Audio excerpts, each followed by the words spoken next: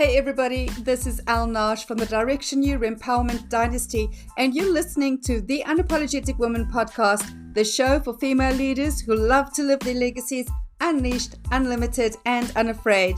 If this is a community you would like to be part of, visit directionu.co/unapologetic. Oh my goodness, today we are talking about joyful living with the incredible Joanna James.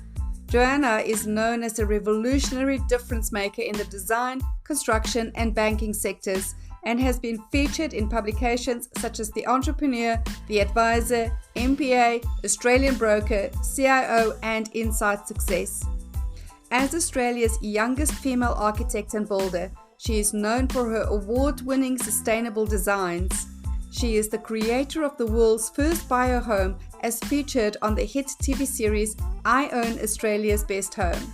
On top of this, Joanna created the Shambhala at Byron Retreat, which welcomed celebrity singer Sting as her first guest. Her book, Mind Body Spaces, raises awareness around our health and the spaces that we live in.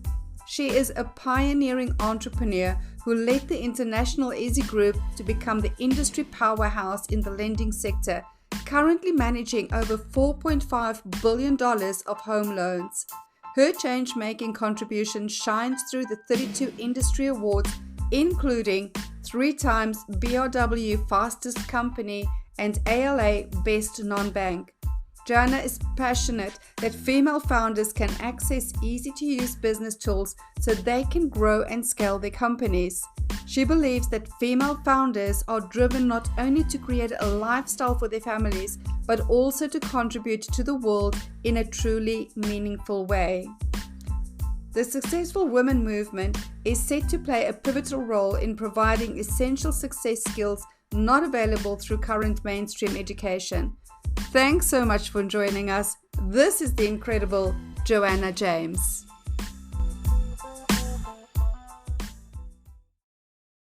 I'm really excited about this interview. I know I say this about all my interviews, but I'm really excited about this interview, Joanna, because the first time I met you, I thought, oh my God, here is one of the most elegant, eloquent women that I have come across in a really long time.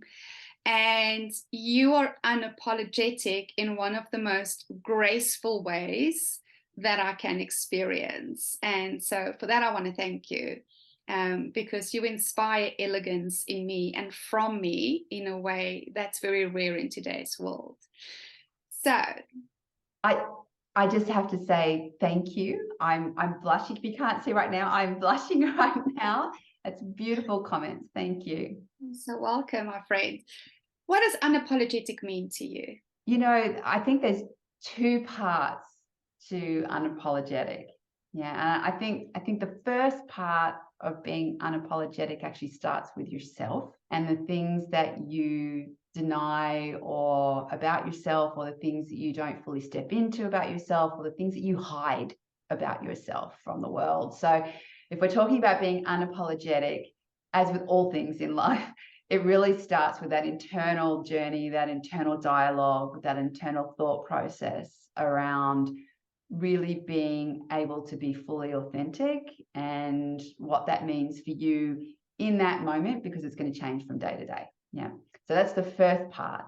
The second part is actually going out into the world and showing people who you are and speaking your truth and doing what you want to do and not apologizing for the thoughts that you have or the feelings that you have or the way in which you conduct yourself in alignment with the highest purpose of who you are. Yeah. So, and I think so there's 2 parts to it. The first part is the internal journey within you.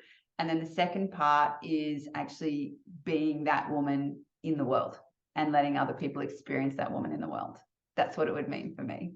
Love that. And it sounds so easy, but it was my experience, and it still is my experience, that it's not the easiest thing on a day-to-day basis. And I don't know about you, but my journey has been ongoing and has been multiple hit rock bottom, pick back up, hit, it was like the layers of the onion that keeps on being peeled and peeled and peeled.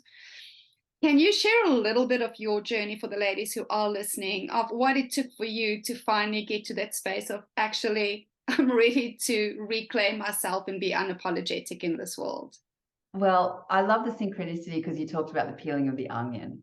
And when I went through my divorce, that's exactly what I used to say to people. It's like peeling back layers of the onion, and more tears and more tears and more tears and more tears.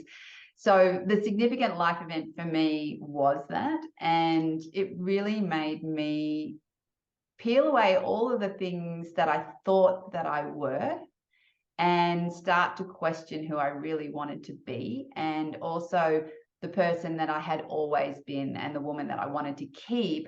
And was she covered in a pile of rocks, or was she ready to shine again? So that process for me really took going back to a lot of soul searching around what my thoughts were about life, what I liked, what I didn't like. I realized I don't actually even know what it is to spend time on my own. I don't know what the things are that I like. I started to really experiment. What sort of food do I like? What do I like to do when I spend time on my own? I got super adventuresome, like amazingly adventuresome. I started booking hikes and going on hikes alone, to really challenge myself and to really confront this fear I had of meeting myself and being myself. And so it wasn't always an easy process. It took, quite a few years to move through that. And just like you, I still have another layer of the onion and another layer of the onion. Maybe not with so many tears these days, but as you say, it's an ongoing process. And I think that event came at a really interesting time in my life. I know that we were sharing before that there were these different parts of who I was, and it was almost like I had different faces and even different personalities and different identities that people would identify with. So there would be some people that knew me as, the woman at work. They knew me as the corporate woman. And then there was another person that knew me as the healer that would do angel readings. And then there was another person that knew me as the architect and the designer. And so I had all of these fragmented parts of me that were quite separate and quite segregated. And life up until that point really felt like wherever I was, I had to adapt to be that part of myself, but I was never all of myself. And I was always quite cautious about, well, are people going to think I'm really woo-woo if I'm the general manager of a company, but I actually talk to angels, right? So there were all of these separations in who I was. And I think that process of going through the divorce and going through a massive change from, you name it, everything changed, except for my middle name. And through that process, I really had to make conscious decisions around what I wanted to keep and what I wanted to let go and who I wanted to be. And I became much more willing to be vulnerable and more transparent about who I am, and including all the different parts of who I am and what I do. So I think a lot of people share, they call it a Mack truck event. You have that Mack truck event, and it's different for different people in their life. But that was my Mack truck event. And, it was everything from social connection to finances to where I lived to the work that I did. Everything changed overnight. Not immediately overnight, but in those years following, everything changed after that. And I think at the core of that, and getting back to the unapologetic theme, is really making conscious choices, because when you make a conscious choice, you're never going to apologize for it. Love that. And I almost wish more women would talk about the post-divorce crisis. And I remember going through my divorce, and I was going through a very beautiful divorce, because I had consciously decided that I wanted to get divorced. A lot of work on myself before, leaving the marriage. And yet, on the other side of it, I sat down on the couch one night, and I remember this so clear, and I was like, oh my God, I don't know what to do with myself. I don't know how to be a single woman. I don't know what color pots to buy. I don't know what food to eat now that I don't have to cook for a family. I don't know what programs to watch now that I can pick anything to watch. And I phoned one of my friends and I said to her, I don't know how to be single. Like, I don't know who I am without all of the roles, because I was married for 19 years. And that's not something that's ever spoken of. It is that complete loss of identity of self as a woman, because we become a wife and everything changes. And that was really tough for me, because I felt so ashamed and embarrassed to talk about it. I don't know. Oh, yeah. Oh, yes. I mean, the process of telling people that you're going through a divorce is not an easy one to talk about. And, you know, my ex-husband and I were working together.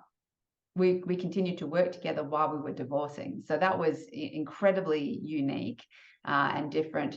But I think the thing that really comes to mind, you know, when you share that story, is the process of really understanding. And I know for myself, for the first 3 months, I didn't know how to think without being in that context, because I was so used to every thought being, this is what I should do as a mum, this is what I should do as a wife, this is what I should do as their partner, this is what I should do for the family. So everything that I was creating was from my preconceived ideas, because they were, in hindsight, my preconceived ideas around what was the right thing to do. And then when I was out of that context, it gave me that opportunity to actually go, well, is that the right thing to do? Would that be, you know? And so I spent a lot of time, and I talk about the benefit of hindsight. And somebody was talking about, you know, experience is not always kind, right? But she's very thorough. And so I spent a lot of time really going back and looking at my thoughts and my behaviors that contributed to my life up until that point, the good, the bad, and the ugly, because, you know, there were lots of amazing things that I did, and there were lots of things I look back and went, you know what, I think I would change that. I wouldn't do that again. And so that process of self-evaluation meant that I had to meet parts of myself that were pretty difficult to meet. And I think that while it was a terrifying experience to go through, was also a liberating experience to go through, because when you can meet those parts of yourself that you're less comfortable with, or you're less proud of, or you're less happy with, or less accepting of, and learn to make peace with that part of yourself, that opens up the freedom for you to then make choices. Because when you don't review those parts of yourself, they just keep coming out to play. Right? They just keep coming back again and again. And it doesn't matter whether you're married or you're single, it's still the same patterns that are going to reoccur in your life. So that was a very intense process. But just like you, I remember sitting there thinking, I don't know how to think. My whole context has been formulated by what I thought I should do, not necessarily what I decided or choose to do. And I think that was a very important marker for me to realize, oh, okay, you can create life differently, and it's very important to question your beliefs. So my next big crisis, and this is really interesting for me, was when I realized I was happy. And I had so much guilt around being happy, and I had to give myself permission to be happy. And then paying attention to how that was playing out in my business, you know, having that, oh my goodness, I can have it good, but I can't have it that good. I can't really allow myself to receive because other people aren't receiving it. And so the next layer of unapologetic was being unapologetically happy. Did you go through that as well? And do you see that happening in other women around you? So the answer is yes. And it's funny because even now I'm working through the tail end of that. So I think one of the things that shifted for me was, I mean, I had an amazing life. I mean, the things we'd done, the places we'd been, the properties I'd built, the businesses we built, like, I mean, amazing, right? Like sometimes I share aspects of my life and people are like, wait, what? You did what? You know?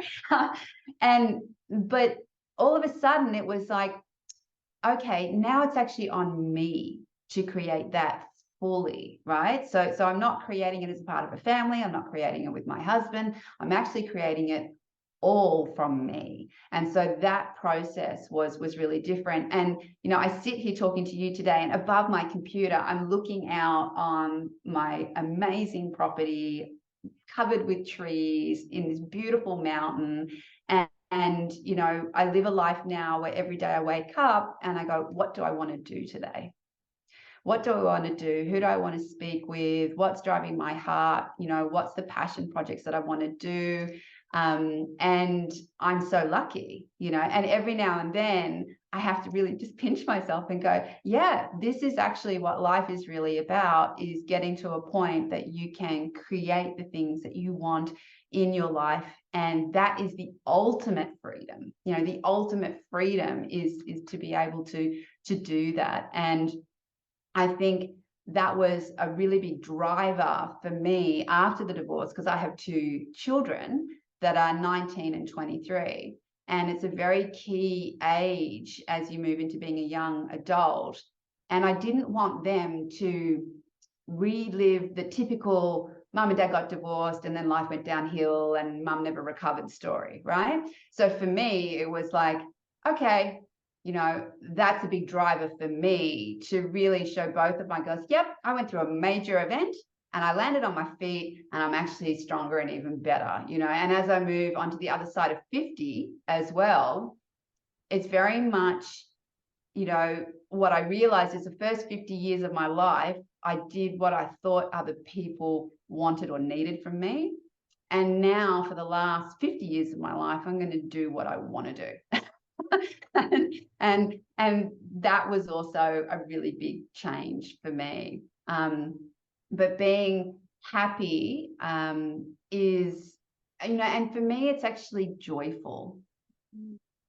Yeah. So for me, it's actually joyful. And, just the last couple of weeks, I've been spending a lot of time thinking about joy and what joy really is, because joy is a vibration. It's actually an energetic vibration, and it's higher than love. Joy is actually higher than love. It's like joy is like the step before you go into, the other side, total bliss, enlightenment, right?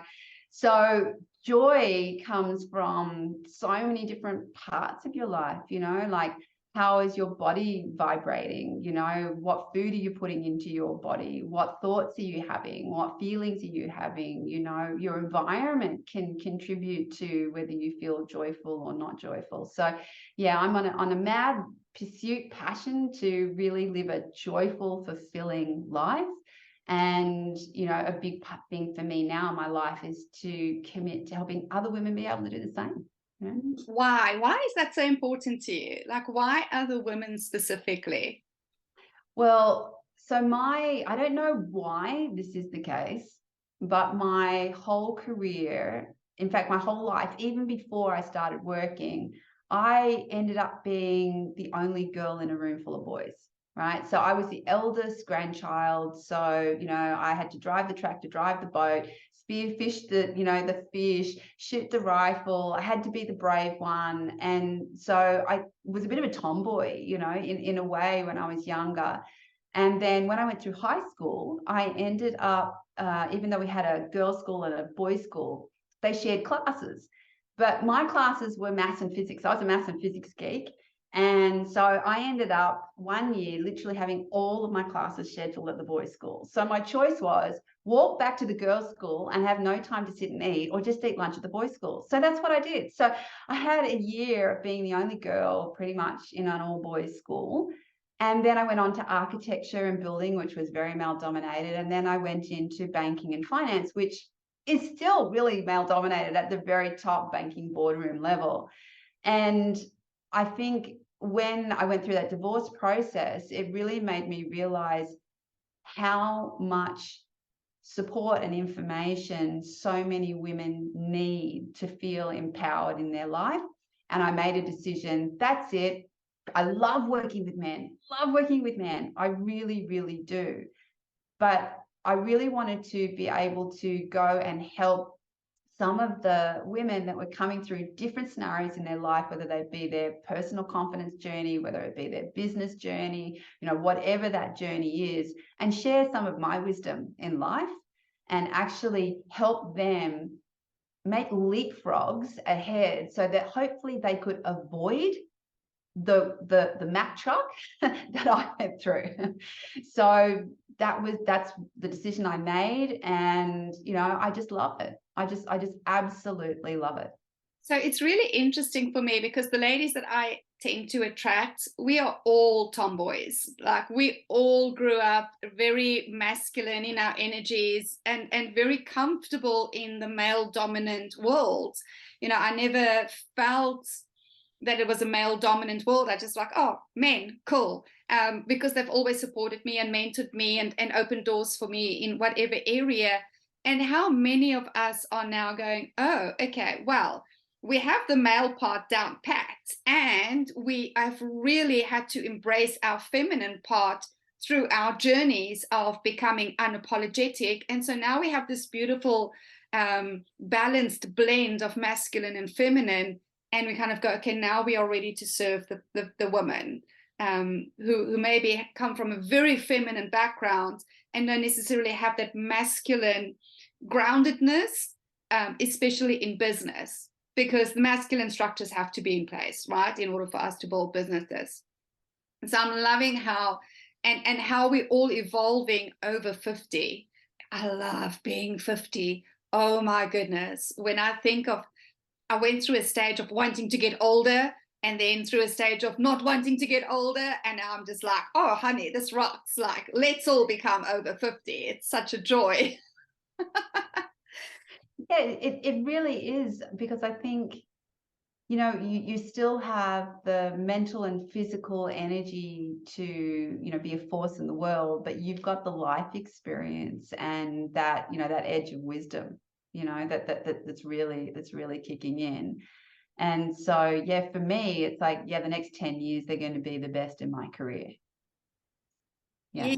I really want all the ladies to hear this today, because I know a lot of women are sitting there in their 40s and their 50s and they're going through a massive change of life, and they kind of go, it's too late for me to get started.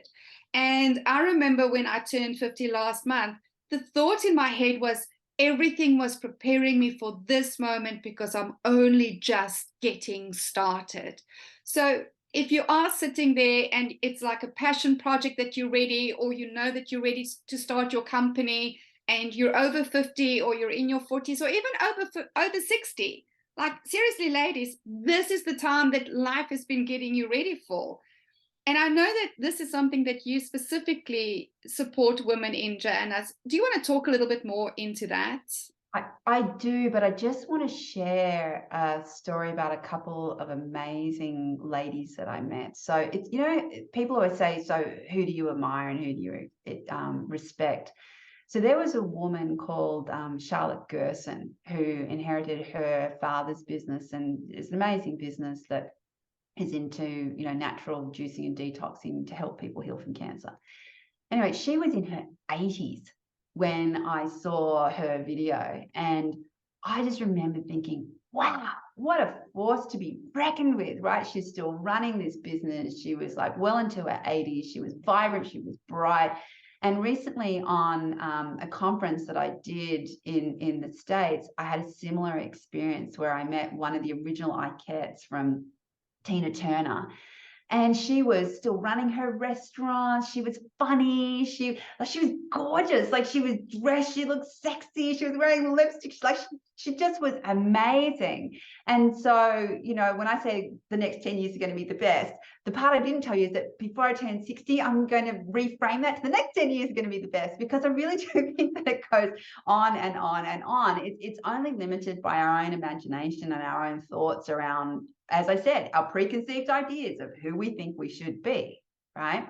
And so, that's that process all through life. But to answer your question about how we help women, so one of the things that I realized is that I have actually had a very unique experience in business, right? Because one of the things that I got to do with my husband is grow this business from 2 to 200 people. And that was an incredible experience. It ended up an international business, and I was running the day-to-day operations of that business. And so what I realized is that very few people actually get beyond the first 2 years in business. 95% of people are out of business in the first 5 years.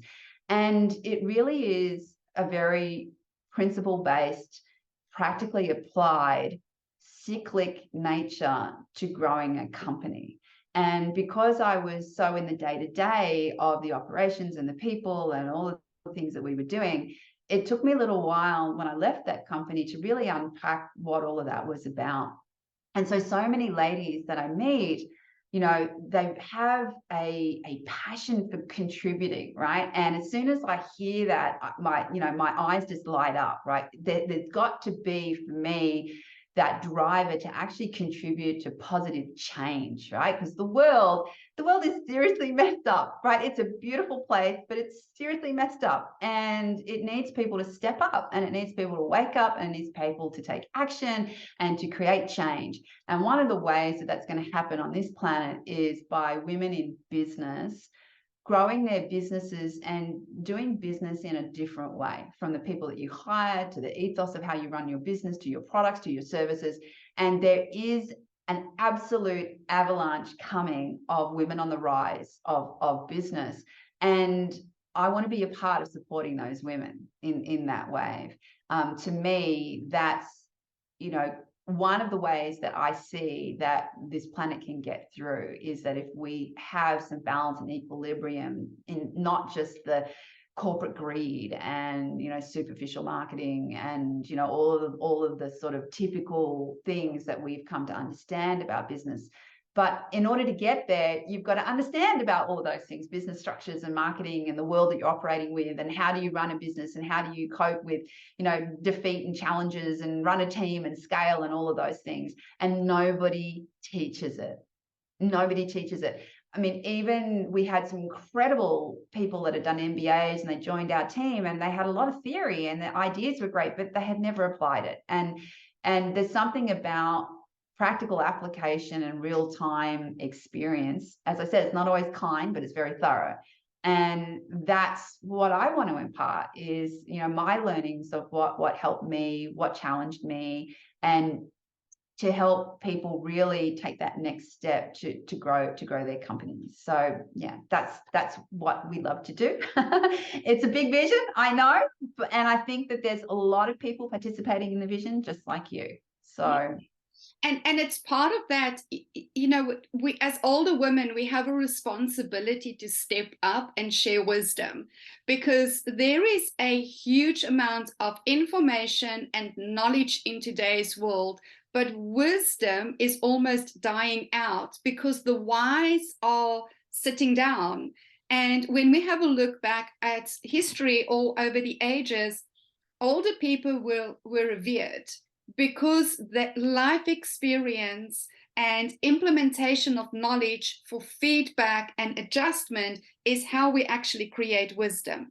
And so my point is, for the older ladies, it's not if you want to, it's like you have a responsibility, because I look at the younger generation and yes, they're passionate and they're doing amazing things. And we can already see that a generation of the boss ladies, boss girls are struggling because their passion has not been tempered with wisdom, because so many of the wise women have sat down. And so we have a responsibility to step up now and to share our wisdom, which cannot be found in books, in supporting others on their journey. That's the way I see it. I love it. And the other thing I wanted to add to this part of the conversation was, in the last 3 years, in order for me to make the changes, I had to go back and reskill. I mean, I had to learn to do graphic design. I had to learn to do editing on podcasts. I had to learn about digital marketing. I had to learn about all sorts of things. And so that idea that you were talking about is too late, or, I can't learn, it's a false belief. It really is. And in fact, the more that I realize that as we progress in life, the more important it is to keep learning and to keep challenging your brain, and you will be amazed what you can pick up if you create the space and the willingness and the openness to just try, just try something new. So I think I have learned more skills in the last 3 years than I had in the decade before. And that to me is really indicative of what I think is possible as we move through life. Because ultimately our art, our craft is actually our way of continuous growth and evolution. And I have a look, my business is close on 20 years now, and I am re-engineering my entire business because I have evolved and the business needs to evolve. But in order for me to evolve the business, there's new skill sets that I need to learn that I'm busy learning at the moment, because that is the only way that I'm going to take the business to the next level. And it's interesting because I was chatting to somebody about entrepreneurship yesterday, and the conversation at the moment, very much online especially, is entrepreneurship is about freedom. And then people think it's about time freedom and money freedom and it's easy. And I said to her, no, ultimately, not everybody is born to be an entrepreneur. I always knew I was an entrepreneur, even in corporate. And I loved corporate, by the way. I don't bash corporate at all. But I knew I was an entrepreneur because I craved freedom for my creativity, because I was out creating my roles within a couple of weeks every single time. And so true entrepreneurs crave freedom for their creativity. And creativity is continuously hungry for new, which means new learnings, curiosity, being willing to try new things, experiment with things, find new mentors. Would you agree with me that that is actually the spirit of entrepreneurship, and why so many older women are ready for it? Because they're hungry to grow again? Absolutely. And I'd add to that too, that what creativity does and what the opportunity is really for everybody that's listening is to really take a moment to appreciate in the process of being unapologetic all of the aspects that you bring to the table and the unique insight, experience, and combination that you have, because it can never be replicated by anybody else. And it was funny, I was at a breakfast meeting this morning and somebody said, well, what do you do? And I was like, how long have you got? Because it's like, I've got, like there's a lot that I do, right? And so for me to say, oh, well, this is just who I am and what I do, is actually pigeonholing me and putting me into a box. And I think that that entrepreneurial spirit is about innovation and change. And that always comes from a place beyond the current reality. So it's also about tapping into future potential, new ways of thinking, new ways of designing and constructing and bringing information into the world. So a big part of that is, with your creativity, is also your intuition. It's understanding your superconscious mind. It's understanding how we create in life and where we create from, because we're actually always creating from that space where our heart and our mind is connected to the ultimate source of life, right? And the more conscious you become of that, the more you realize that the process of creativity is a process beyond ourselves, well beyond ourselves, but you've got to learn the tools to tap into that. And I think the first part, as you said, is giving yourself permission to actually do that. But completely agree, the earthly, practical experience of entrepreneurship, man, it's a ride. It's like, sometimes it's like you hit your head on a wall. There's some days you just feel like giving up. I've had nights where I've gone to bed and just cried myself to sleep. I've had other days where everything's fallen into place. I mean, it's going to give you a variety of things on the experience. Yeah. It's about growth, baby. Entrepreneurship is 100% about ongoing growth, and it's just magical.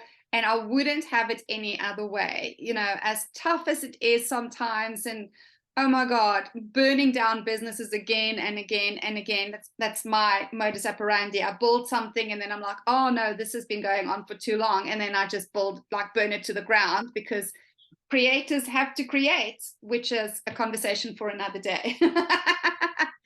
And that is so bizarre. I don't know what was trying to interfere the transmission, because I actually turned the phone off and it was still ringing. Wow. So, so there you go. There was an important message in that one, you can be sure. Absolutely. And it is about rolling with it. And that's the other thing for the ladies to understand is it doesn't have to be perfect according to whatever perfect looks like in your mind. That is not what unapologetic is. We have standards of excellence for ourselves and we roll with it, baby. Like in whatever happens, we just roll with it. And it gets messy sometimes, and we're good with that too. Yeah, I think another part of being unapologetic is actually allowing yourself to be where you are right now.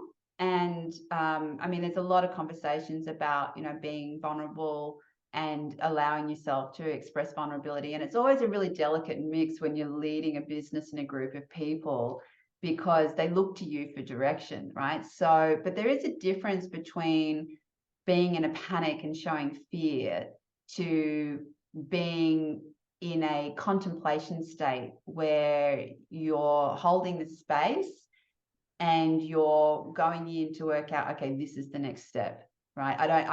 And it's okay to say, I'm unclear of the next step, but I will be clear on the next step. And I think that that's a really important process, because there's so much fluff and fancy about entrepreneurship that one of the critical conversations that happens often is you think you need to have it all figured out. And when you don't have it figured out, you feel bad about yourself. And one of the processes that I went through after my divorce was really unpacking my critical voice. Like, oh my goodness, could I rip into myself?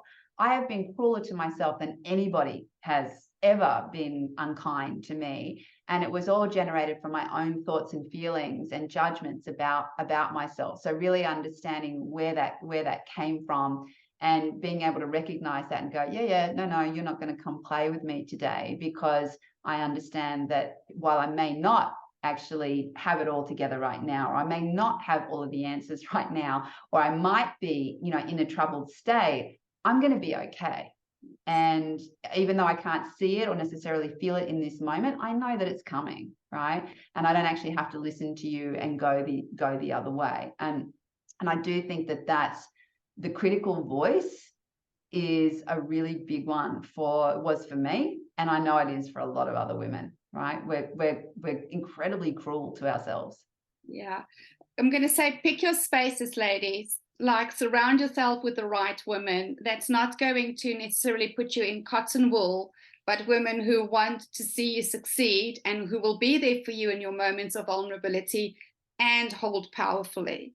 So, Joanna, I could talk to you for another hour, and unfortunately, I do have to wrap it up. So, how do the ladies get hold of you? How do they connect with you? Yeah, so it's really easy. You can find me on thesuccessfulwoman.com. You can find us on Facebook, Instagram, obviously Joanna James on LinkedIn. So any of those platforms, you can connect with me. Love you to be able to do that. And if I can support you in any way, that would be amazing. Fantastic. And you've got a quiz for the ladies. What's that about?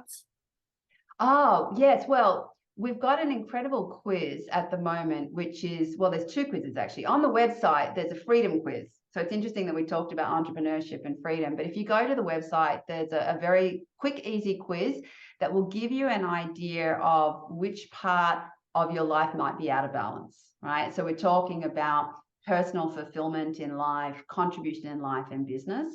And if you do that quiz, it'll give you a bit of an idea of where that is out of balance. We also have, if you put in take the quiz after the website, the Founderpreneur quiz, which will give you an idea around how are you tracking on the journey of being a founderpreneur? Because a founder is different to an entrepreneur, and they don't tell you that. And people step out into this entrepreneurial journey and they call themselves an entrepreneur, but they actually don't understand what the entrepreneurial qualities are and what the founder qualities are, and how when you bring them together, it actually grows your company. So that is a very interesting, once again, 3-minute quiz, just gives you a bit of an idea of where you are on that journey, and some tips on what you can do to improve. So I love it. So generous. I might have to get you back on the show for another conversation, and it might have to go longer because there's so much to delve into. There's so much to delve into, and there's just so much gold in you that I would just love to share with more and more people. So I want to say thank you so much for joining me today, Joanna. I so appreciate the investment of your time and the generosity with which you are sharing, and your passion is just so yummy. Like, I'm a passion baby. So thank you so much. Really appreciate that. And for all the ladies who joined us today, thank you so much for your time investment. I highly recommend you connect with Joanna. I mean, seriously, why wouldn't you? You would be insane not to. And we look forward to another conversation next week. So have an amazing day further, and let's live our legacies unleashed, unlimited, and unafraid. Thanks so much. Cheers. Thanks, Elle.